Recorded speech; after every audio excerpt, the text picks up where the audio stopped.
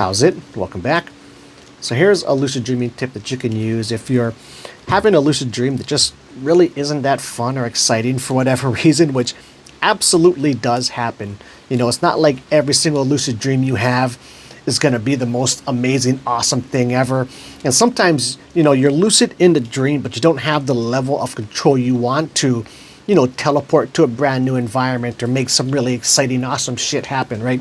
Sometimes you're just kind of stuck in this kind of boring environment trying to find fun shit to do. And so I was having this lucid dream where I was in this kind of like big flat area with a bunch of kind of tall buildings. It was almost like a college campus mixed with like a really small town city, but pretty boring looking college campus. And way off in the distance were some nice fun looking mountains with snow and shit on them. And I wanted to get there, but I wasn't able to teleport there immediately, and it was going to be, I felt it was going to be too long for me to try and run, fly, or, you know, drive myself there. So essentially I was just exploring the immediate environment. And I was really bumming on the short buildings, because if there was a tall building, my favorite thing to do is I'll just go on top of that thing and jump or fall off. I love that feeling. But all these buildings were like 2-3 stories tall. So anyway, I'm going around. So yeah, the fun thing to do. So this is what you do to make these dreams more fun, is find dream characters to interact with, right? And so I was kind of looking for some, and I remember I saw my wife. She was in like one of the buildings, and she was teaching, like she was working there. And I'm like, hey, babe, I'm dreaming. This is a dream. Let's go explore the place and have fun. She's like, this is not a dream. Then I was like, well, then why are you teaching? You know, you're not a teacher. Then the light bulb kind of went off. We ran out. There was like this hill we tried to run and jump, and I wanted to glide far and go fast, but even that was kind of crappy. Anyway, we land. I find another dream character around. I tell him, oh, can you take us someplace fun and exciting? And he leads us to this bar that was really packed with a lot of people, but it was still a kind of boring, bland vibe, right?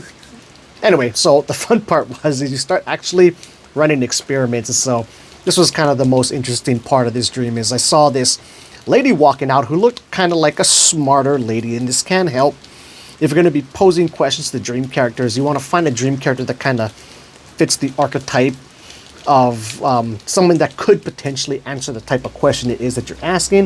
It could just help you get a better response out of them. So I was like, oh, I'll go ask them math questions and see what they answer. So I started out really easy. It was like 2 + 2, 4. Then I said another one. One of them was like 5 × 3, 15. So I was doing small enough numbers that I knew the answer in my head as I was posing it to him. Anyway, so as I'm kind of following this lady, she's walking down this path, and I'm asking her these questions.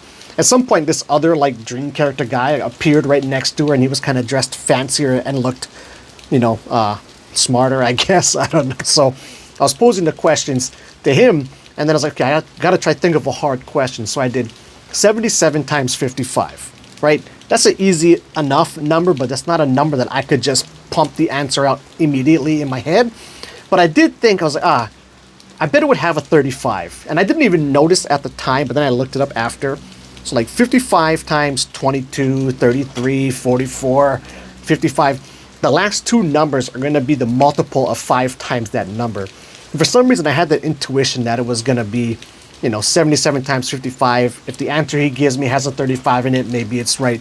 And the guy says instantly 4, 2, 35. I went, huh, man, that sounds right.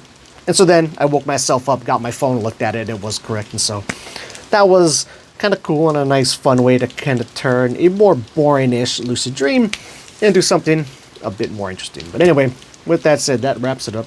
Till the next video, keep your lucid dreaming practice legit.